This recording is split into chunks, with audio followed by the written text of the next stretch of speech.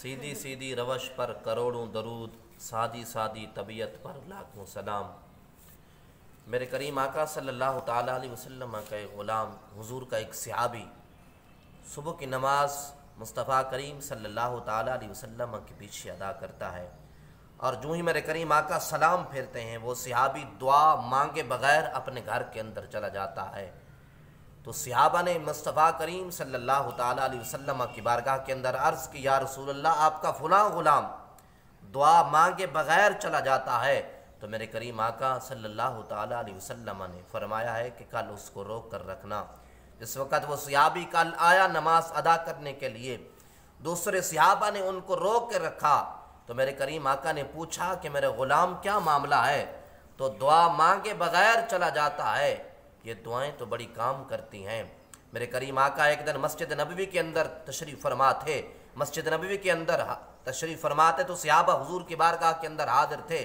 تو ایک شخص آیا، اس نے مسجد نبوی کے کونے کے اندر دعا مانگی، یا اللہ، میں تجھ سے اس لیے مانگ رہا ہوں کیونکہ تو میرا رب ہے، تیرے سوا اور کوئی در ہے تو مجھے بتا اپنے سوا، اس لیے اس ناز پر مانگ رہا ہوں کیونکہ تو میرے رب ہے۔ تو میرے کریم آقا نے فرمایا کہ میرے غلاموں، میرے صحابہ، اس شخص کو جا کر خوشخبری دے، سنا دو، تیری دعا تیرے رب نے قبول فرما لی ہے۔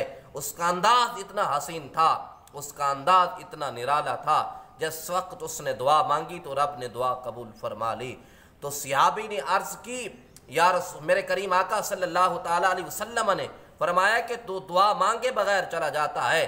تو عرض کی، یا رسول اللہ، یا حبیب اللہ، میرے گھر کے ساتھ یہودی کا گھر ہے، یا رسول اللہ، اس یہودی کے گھر کے اندر کھجوریں ہیں، یا رسول اللہ، جس وقت ہوا کا جھونکا آتا ہے وہ کھجوریں میرے گھر کے اندر گرتی ہیں، یا رسول اللہ، میں روزانہ اپنے بچوں کے اٹھنے سے پہلے وہ کھجوریں اٹھا لیتا ہوں تاکہ پوچھے بغیر وہ بچے کھجوریں اٹھا کر یا رسول اللہ کھا نہ لیں۔ تو میرے کریم آقا صلی اللہ تعالیٰ علیہ وسلم ماں کے غلاموں، یہ دیکھو میرے کریم آقا کے غلاموں کا کردار، اور میرے کریم آقا صلی اللہ تعالیٰ علیہ وسلم کے غلاموں کا اخلاق، مصطفیٰ کریم کی بارگاہ میں بیٹھنے والوں کا اخلاق، ہر چیز سے اپنی اولاد کو محفوظ رکھتے تھے۔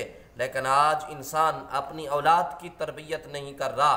تو میرے کریم آقا کے غلاموں، سب سے بڑی تربیت گاہ اولاد کی والدین کی گود ہے، اور اس کے بعد تیسرے نمبر پر استاد کی گود ہے۔ لیکن آج والدین سب کچھ استاد پر چھوڑ دیتے ہیں، آج والدین اپنے بچوں کی تربیت نہیں کرتے۔